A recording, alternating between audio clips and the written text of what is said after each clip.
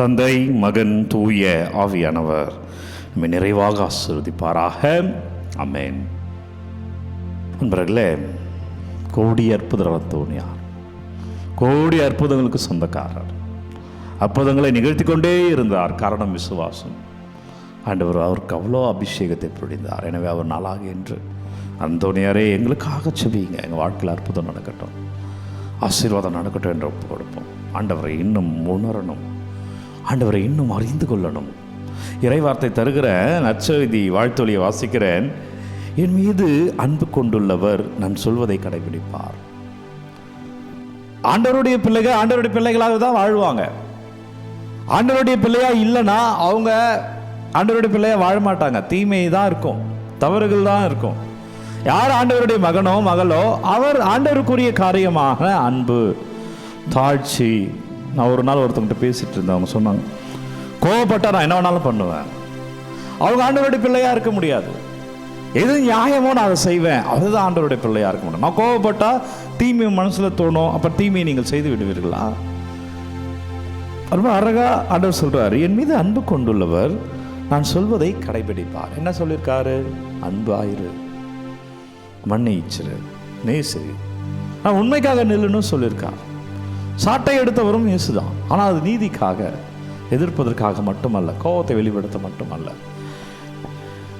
என் தந்தை என் மீது அன்பு கொண்டுள்ளார், நாங்கள் அவரிடம் வந்து அவரோடு குடிக்கொள்வோம். ஒரு கடவுளுடைய பிரசன்னத்தை பற்றி பேசுகிறார் கடவுள். அப்படி நான் சொல்வதை கடைபிடிப்பவர் மீது என் தந்தை அன்பு கொண்டுள்ளார். கடவுளுடைய பிளஸிங்ஸ் அப்படி இருக்கும் நம்ம மேல. அதுதான் அந்தோனியார்.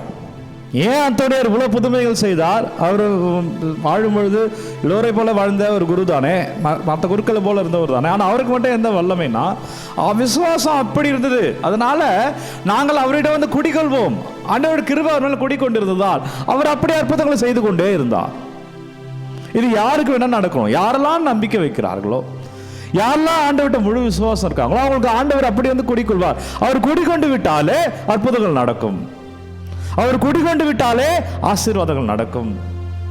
எனவே அப்பா என் மேலே வந்து குடிக்கொள்ளுங்க ஆண்டவர், எங்கள் வீட்டில் நீங்கள் வந்து குடிக்கொள்ளுங்க ஆண்டவர். நம்புகிறேன் ஆண்டவர், நான் விசுவாசிக்கிறேன், நீங்கள் உங்கள் கட்டளைகளை நான் கடைபிடிக்கிறேன், நான் மன்னிக்கிறேன் ஆண்டவரே.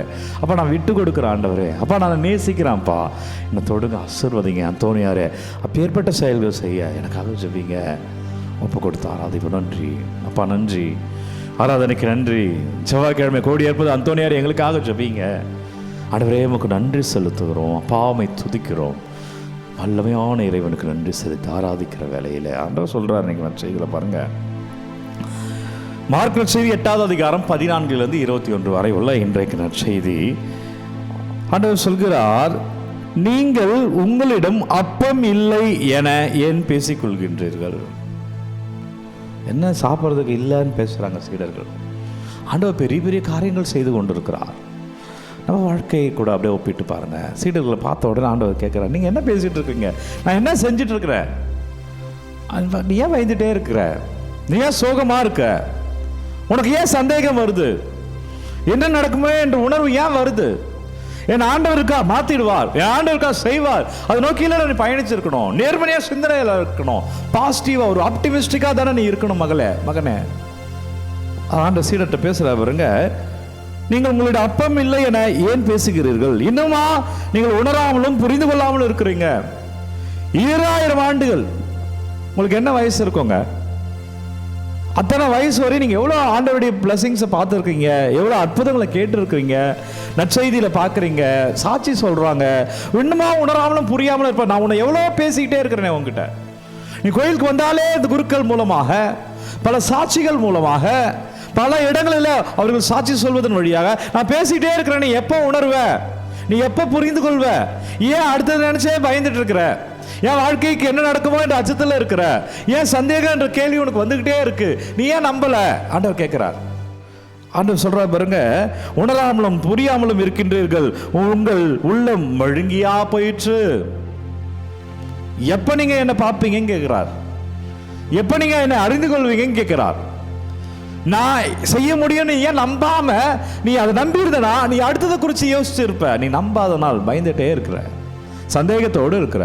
அப்போ சீடர்கிட்ட சொல்கிறார், மழுங்கியா போயிற்று, கண்ணிருந்தும் நீங்கள் காண்பதில்லை, கண்ணிருந்தும் நீங்கள் காண்பதில்லை, காது இருந்தும் நீங்கள் கேட்பதில்லை, ஏன் உங்களுக்கு நினைவில்லையா? 5 அப்பங்களை பற்றி பேசுகிறார். 5 அப்பங்களை 5000 பேர் கொடுத்தனேன், 7 அப்பங்களை 4000 பேர் கொடுத்தனேன், மீதி இருக்கிற துண்டுகளை கூடை நிறைய எடுத்தீர்கள் என்று சொல்கிறார். இறுதியாக சொல்கிறார், மார்க் 8:21 சொல்கிறார், மேலும் அவர் அவர்களை நோக்கி, இன்னும் உங்களுக்கு புரியவில்லையா?